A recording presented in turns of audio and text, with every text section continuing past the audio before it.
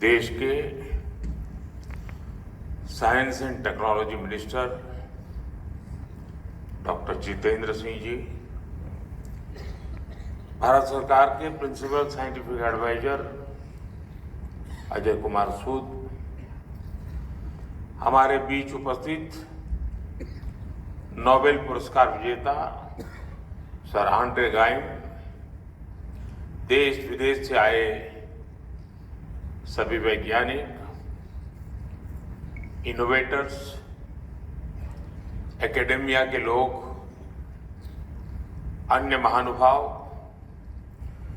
देवी और सज्जनों, आज का ये आयोजन साइंस से जुड़ा है, लेकिन मैं सबसे पहले क्रिकेट में भारत की शानदार जीत की बात करूंगा।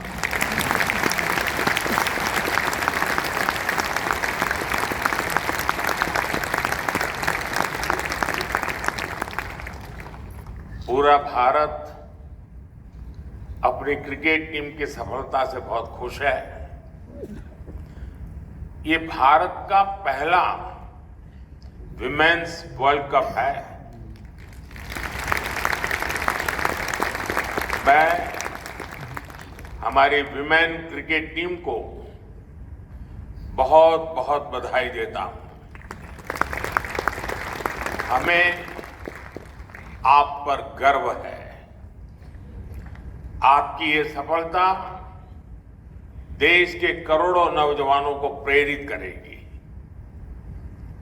साथियों, कल भारत ने साइंस और टेक्नोलॉजी की दुनिया में भी अपना परचम लहराया है। कल भारत के वैज्ञानिकों ने भारत की सबसे हैवी कम्युनिकेशन सैटेलाइट को सफलतापूर्वक लॉन्च किया है।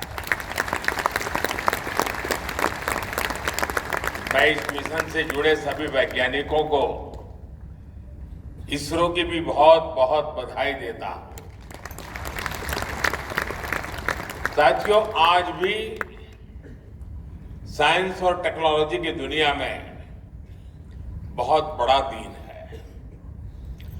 21वीं सदी के इस समय में बहुत आवश्यकता थी कि इमर्जिंग साइंस, टेक्नोलॉजी और इनोवेशन पर मंथन के लिए दुनिया भर के एक्सपर्ट एक साथ जुटे और वो मिलकर के दिशा दिखाएं। इसी आवश्यकता ने एक विचार को जन्म दिया और इसी विचार से इस कॉन्क्लेव का विजन बना। मुझे खुशी है कि आज वो विजन इस कॉन्क्लेव के रूप में शेप ले रहा है। कई मंत्रालय, प्राइवेट सेक्टर, स्टार्टअप्स और स्टूडेंट्स इस प्रयास में एक साथ है। यह हमारे लिए सम्मान की बात है कि आज हमारे बीच एक नोबेल लॉरिएट भी मौजूद है। मैं आप सभी का बहुत बहुत अभिनंदन करता हूं। आपको इस कॉन्क्लेव के लिए अनेक अनेक शुभकामनाएं भी देता हूं। साथियों, 21वीं सेंचुरी का यह दौर सबसे अभूतपूर्व बदलावों का दौर है। आज ग्लोबल ऑर्डर में हम एक नए शिफ्ट को विटनेस कर रहे हैं। बदलाव की एक गति लीनियर नहीं बल्कि एक्सपोनेंशियल है। इस सोच के साथ आज भारत इमर्जिंग साइंस, टेक्नोलॉजी और इनोवेशन से जुड़े इन सभी एस्पेक्ट को आगे बढ़ा रहा है, उस पर निरंतर फोकस कर रहा है। अब जैसे एक उदाहरण है रिसर्च फंडिंग का। आप सब जय जवान जय किसान के विजन से लंबे अरसे से परिचित रहे हैं। रिसर्च और फोकस करते हुए हमने उसमें जय विज्ञान और जय अनुसंधान भी जोड़ा है। हमने अनुसंधान नेशनल रिसर्च फाउंडेशन बनाया है ताकि हमारी यूनिवर्सिटीज में रिसर्च और इनोवेशन को स्केल अप किया जा सके। इसके साथ साथ हमने रिसर्च डेवलपमेंट इनोवेशन स्कीम भी शुरू की है और इसके लिए 1,00,000 करोड़ रुपए की राशि तय की गई है।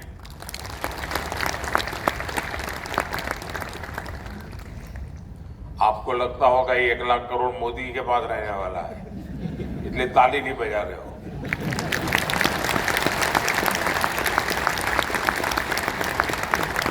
ये 1,00,000 करोड़ रुपया आपके लिए है,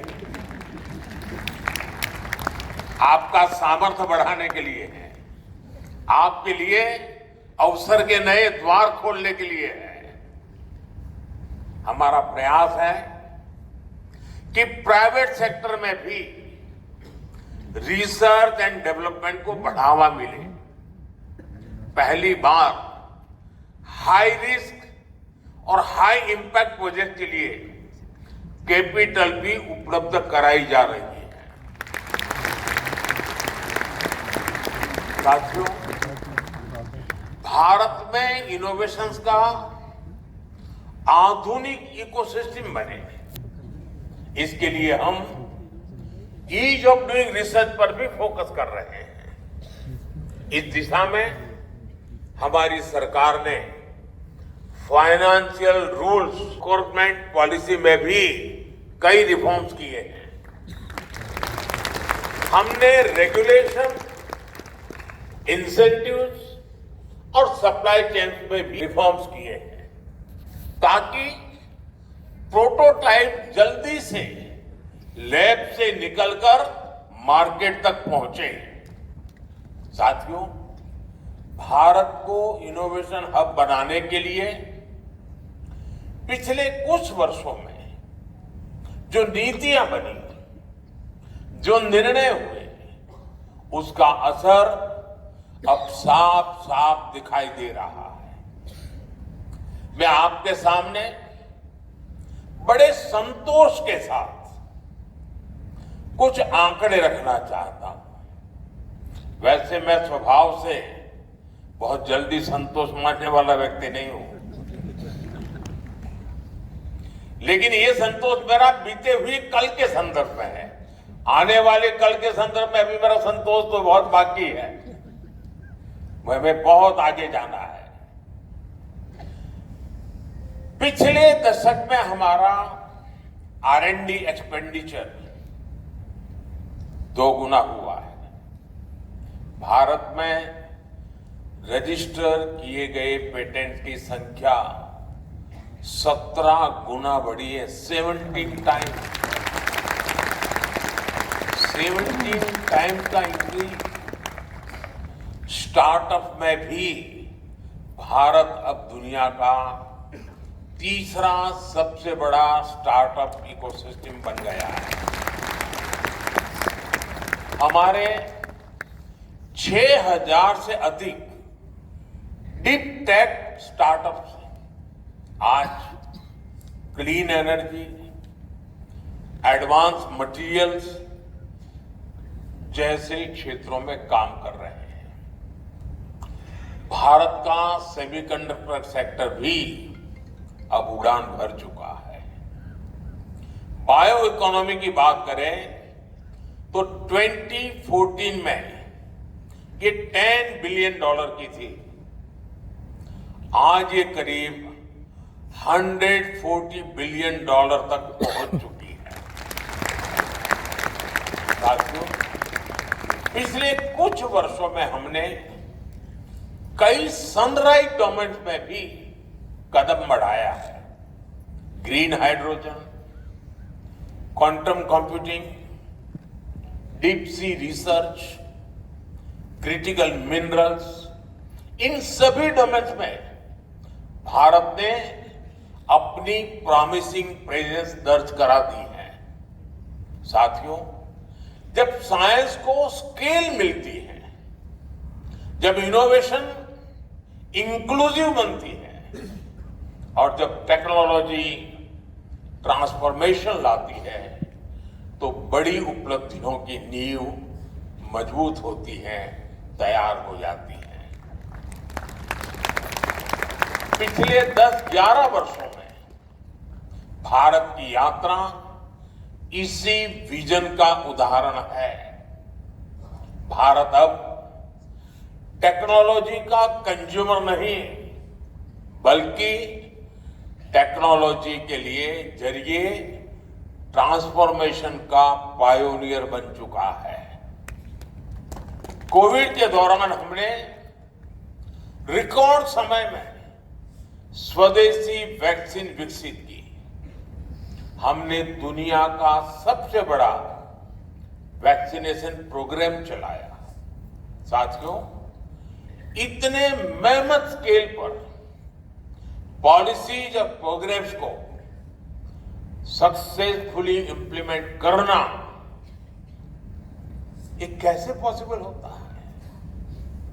ये पॉसिबल हुआ क्योंकि आज दुनिया का सबसे पहला और सबसे सफल डिजिटल पब्लिक इंफ्रास्ट्रक्चर अगर किसी के पास है तो उस देश का नाम है हिंदुस्तान।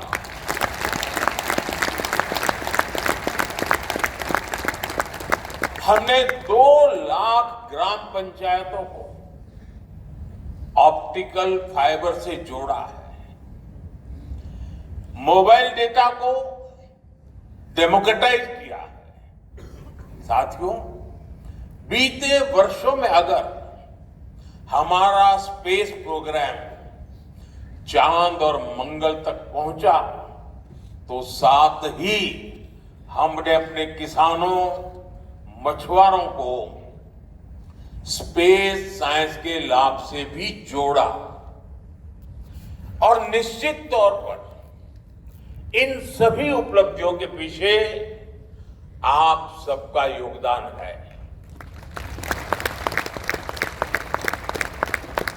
साथियों, इनोवेशन जब इंक्लूसिव होती है तो उसके प्रमुख बेनिफिशियरी ही उसके लीडर्स भी बन जाते हैं। भारत की महिलाएं इसका सबसे बड़ा उदाहरण है। आप देखिए, दुनिया में जब भारत के स्पेस मिशंस की बात होती है तो उसमें इंडियन विमेन साइंटिस्ट की चर्चा बहुत ज्यादा होती है। पेटेंट फाइलिंग में भी भारत में महिलाओं द्वारा सालाना फील्ड पेटेंट्स की संख्या 1 दशक पहले 100 से भी कम थी। अब ये सालाना 5000 से भी ज्यादा तक पहुंच गई है। स्टेम एजुकेशन में भी महिलाओं का शेयर करीब 43% है, जो कि ग्लोबल एवरेज से भी ज्यादा है। मैं दुनिया के एक विकसित देश में उनके साइंस एंड टेक्नोलॉजी मिनिस्टर के साथ लिफ्ट में ऊपर जा रहा था, तो लिफ्ट में उनसे बातें हुई तो उन्होंने मुझे पूछा कि भारत में लड़कियां क्या साइंस और टेक्नोलॉजी जैसे विषयों में जाती है क्या? यानी ये उनके मन में बड़ा अजूबा था। जब मैंने इनको कहा कि मेरे देश में इतना नंबर होता है तो वो चौंक गए थे। ये भारत की बेटियों ने करके दिखाया। और आज भी मैं यहां देख रहा हूं कितनी बड़ी तादाद में हमारी बेटियां हैं, बहनें हैं।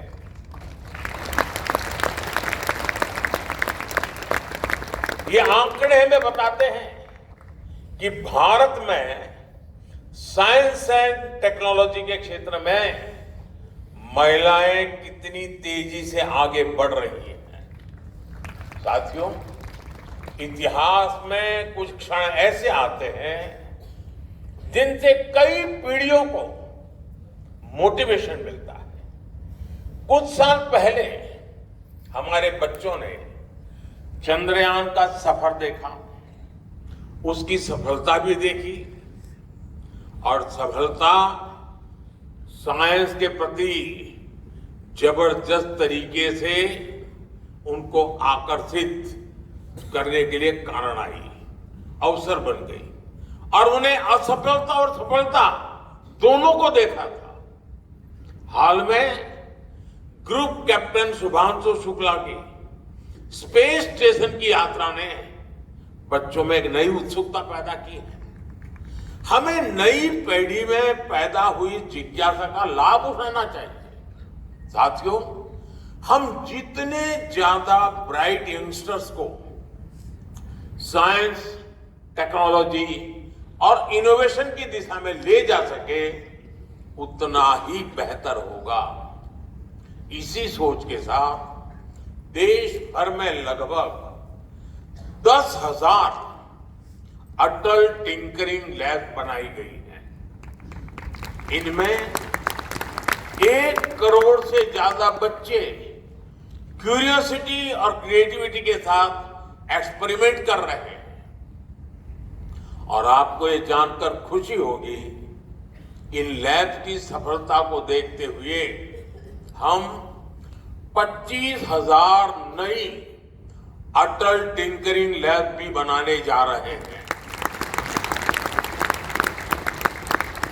पिछले कुछ वर्षों में देश में सैकड़ों नई यूनिवर्सिटी बनाई गई है। 7 नई आईआईटी और 16 ट्रिपल आईआईटी की अभी बनी चुकी है। नई एजुकेशन पॉलिसी में हमने ये भी सुनिश्चित किया है कि युवा अब साइंस और इंजीनियरिंग जैसे स्टेम कोर्स अपनी स्थानीय भाषा में कर सकेंगे। साथियों, हमारी सरकार की प्रधानमंत्री रिसर्च फेलोशिप युवा रिसर्चर्स के बीच बहुत सफल रही है। इस स्कीम के तहत दी गई ग्रांट्स ने युवाओं की बहुत मदद की है। अब हमने आने वाले 5 वर्षों में 10,000 फेलोशिप देकर देश में R&D को और मजबूती देने का निर्णय किया है। साथियों, ये बहुत जरूरी है कि हम साइंस और टेक्नोलॉजी की ट्रांसफॉर्मेटिव पावर को समझें और साथ ही ने एथिकल और इंक्लूसिव बनाएं। उदाहरण के लिए आर्टिफिशियल इंटेलिजेंस को ही देखिए। आज रिटेल से लेकर लॉजिस्टिक तक, कस्टमर सर्विस से लेकर बच्चों के होमवर्क तक हर जगह एआई का इस्तेमाल हो रहा है। इसलिए हम भारत में भी एआई की शक्ति को समाज के हर वर्ग के लिए उपयोगी बना रहे हैं। इंडिया एआई मिशन में 10,000 करोड़ रुपए से अधिक का निवेश किया जा रहा है। साथियों, भारत आज एथिकल और ह्यूमन सेंट्रिक एआई के ग्लोबल फ्रेमवर्क को शेप दे रहा है। हमारा आने वाला एआई गवर्नेंस फ्रेमवर्क इस दिशा में एक बड़ा कदम होगा। इसका मकसद है इनोवेशन और सेफ्टी को साथ साथ विकसित करना। अगले वर्ष फरवरी में जब भारत ग्लोबल एआई समिट की मेजबानी करेगा तो इंक्लूसिव, एथिकल और ह्यूमन सेंट्रिक एआई के प्रयासों को नई गति मिलेगी।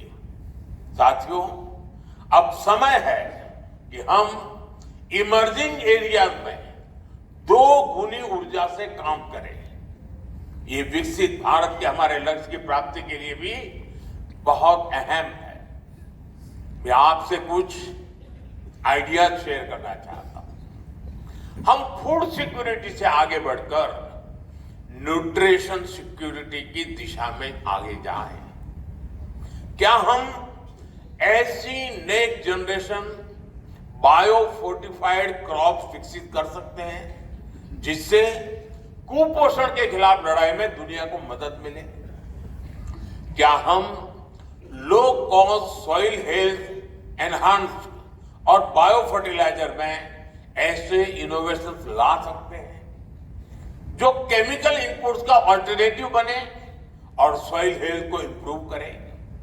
क्या हम भारत की जीनोमिक डाइवर्सिटी को और बेहतर तरीके से मैप कर सकते हैं ताकि पर्सनलाइज्ड मेडिसिन और डिसीज प्रिडिक्शन में नई दिशा मिले? क्या हम क्लीन एनर्जी स्टोरेज जैसे बैटरीज में नए और सस्ते इनोवेशंस कर सकते हैं? हर क्षेत्र में हमें ये देखना चाहिए कि किन क्रिटिकल इनपुट्स के लिए हम दुनिया पर निर्भर हैं और कैसे उनमें आत्मनिर्भरता हासिल की जा सकती है। साथियों, मुझे विश्वास है कि आप सभी साइंस और टेक्नोलॉजी की दुनिया से जुड़े लोग इन सवालों से भी आगे जाकर नई संभावनाएं खोजेंगे। अगर आपके पास आइडियाज है तो मैं आपके साथ हूं। हमारी सरकार रिसर्च को फंड और साइंटिस्ट को अपॉर्चुनिटी देने के लिए ही पूरी तरह प्रतिबद्ध है। मैं ये भी चाहूंगा कि इस कॉन्क्लेव में एक कलेक्टिव रोडमैप तैयार हो। मुझे पूरा भरोसा है एक कॉन्क्लेव भारत की इनोवेशन जर्नी को एक नई ऊंचाई पर ले जाएगी।